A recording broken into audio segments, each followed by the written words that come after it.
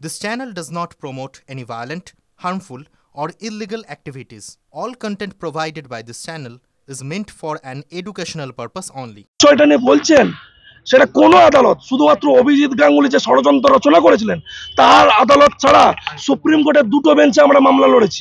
অনিরুদ্ধ বসুর বেঞ্চ যেখানে কোনো অথেন্টিসিটি প্রমাণ হয়নি, XYZ যে কোনো জায়গা থেকে যে কোনো কিছু নিয়ে আসলেন সেটা কোনো অথেন্টিসিটি প্রমাণ হয়নি আদালতে, এবং যে বিচারপতি মহোদয় সুপ্রিম কোর্টে 26,000-এর চাকরি বাতিল করেছে আপনারা নিশ্চয়ই পড়েছেন, পরিষ্কার বলে দিয়েছেন এই ডকুমেন্টের কোনো অথেন্টিসিটি আমরা পাচ্ছি না।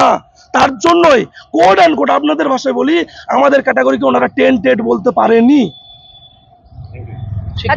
শিক্ষামন্ত্রী নেই, এবার কি করবেন? আমরা এখানে শিক্ষামন্ত্রী যতক্ষণ না আসছেন আমরা অবস্থান করবো, আমরা অপেক্ষা করবো। কতক্ষণ থাকবেন? যতক্ষণ পারি। আমাদের বাড়ি যাওয়ার জায়গা নেই।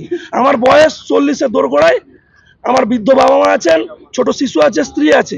আমরা যদি না বেতন পাই, আমাদের যদি চাকরিটা পুনরায় সুরক্ষিত না থাকে, বাড়ি থেকে কি করবো?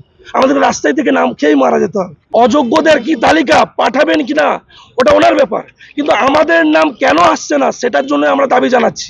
ওনার কোথায় কোড অ্যান্ড কোড, উনি যদি আমাদেরকে অযোগ্য বলেন কাইন্ডলি উনি সার্টিফাইড করে দিন, তারপর ওনার সাথে কোর্টে আমরা দেখে নেব।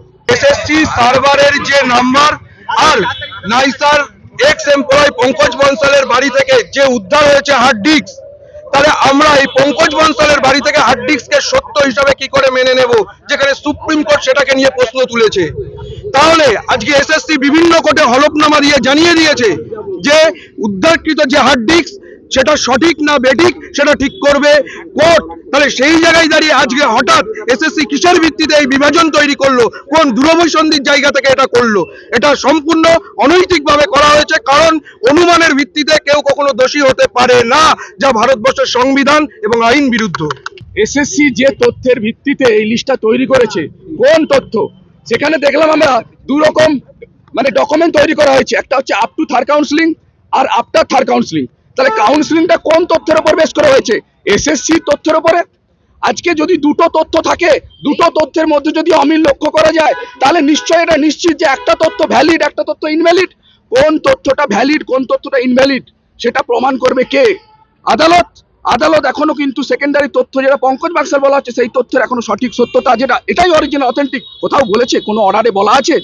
আজকে এসএসসি দীর্ঘদিন সেই 2016 সাল থেকে আজকে আমাদের নিয়োগ করেছে, তার কাছে যে লফুল কাস্টডি যে তথ্যটা রয়েছে, সুপ্রিম কোর্ট উনাদেরকে জিজ্ঞাসা করেছিল যে বলুন তো আপনাদের তথ্যের যে রয়েছে ওটা কি জিরো, ওর ভ্যালু কি জিরো? বলো না না, আমাদের তথ্য তো ভ্যালু জিরো নয়।